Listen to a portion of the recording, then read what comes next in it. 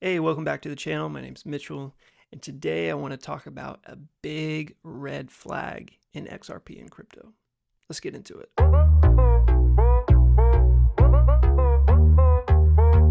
Are you too emotional in XRP and crypto?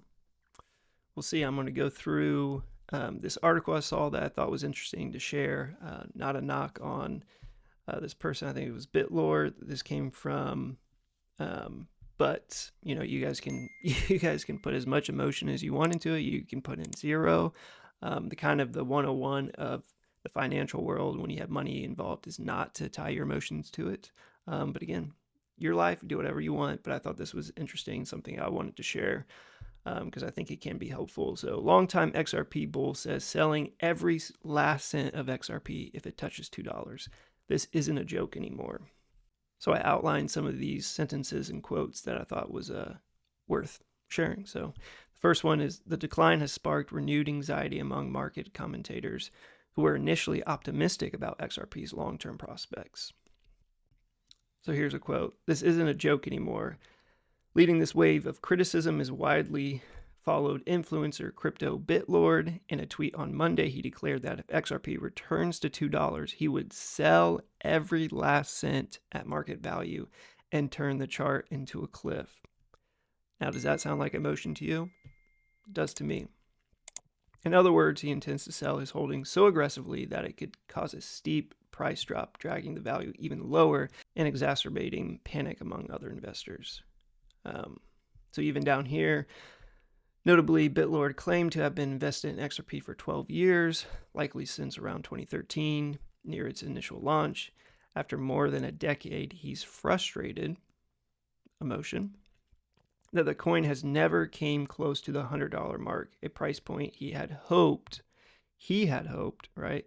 Again, he had hoped, would bring life-changing wealth.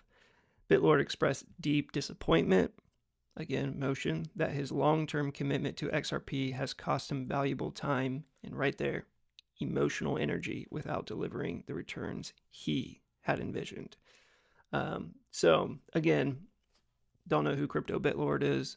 Not a knock on him. Just wanted to use this as an example because we all, whether we like it or not, are going to get our emotions tied to stuff when it comes to money and crypto and stuff like XRP. And this is just maybe kind of a reminder to, when you find yourself doing that, to maybe like take a second, take a deep breath and be like, okay, am I too emotionally involved in this? Have I put, too much money that it makes me emotional? Because there's a price that it becomes more emotional. That's hard to have that risk management. If you're putting too much, you're gonna be more fearful. Because if you lose it all, I mean, that's kind of what we have to go into. We have to go in thinking like, okay, if I lose all of this, I'm okay. So if you put too much, then yeah, your emotions are gonna be tight, hoping that something's gonna happen and that you're not gonna lose it all.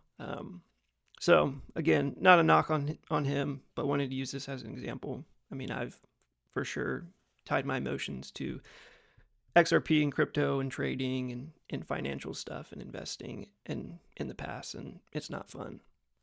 And another thing I want to just back up and go over real quick is when he's saying after more than a decade, he's frustrated that the coin has never come close to the $100 mark, a price point he had hoped would bring life-changing wealth.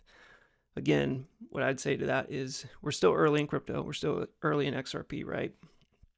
But in the last 4.5 years that finally finished was the suppression of the SEC. That whole legal battle has hurt XRP and has hurt crypto, really. It was kind of, people were seeing it, and I agreed, was a battle, was a fight for crypto. It wasn't just Ripple.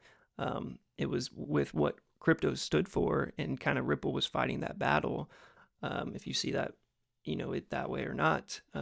But that, yeah, it was like that suppression really kept it down, that, it could be higher. I don't know about $100. I mean, maybe if, everyone was just adopting XRP and using Ripple's systems and blah, blah, blah, and all this, it's like maybe from 2013 to now, it could have come close to $100.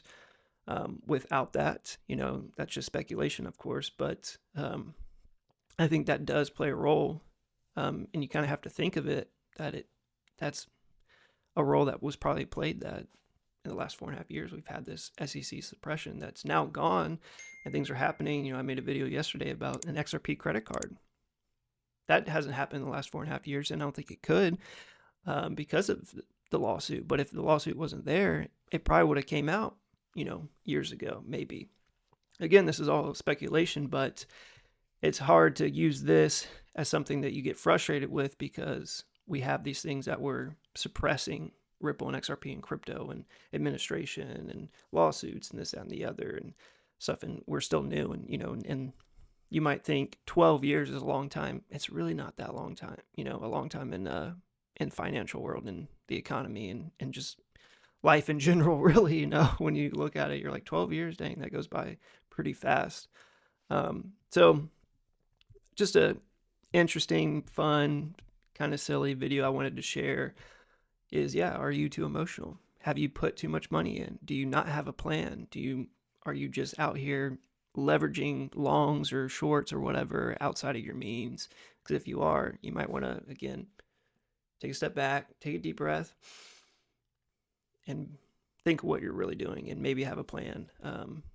But as always, you do what you want to do. It's your life. Don't listen to me. But thanks for giving me some of your time, checking out my channel and watching this video. Stick around, watch some more of my videos. Like I said, I just had a video yesterday that came out about the XRP credit card. That was really cool. I thought it was cool. If you want to go check out if you don't know about that. But yeah, thanks for giving me some of your time, and maybe I'll see you in the next one. Peace.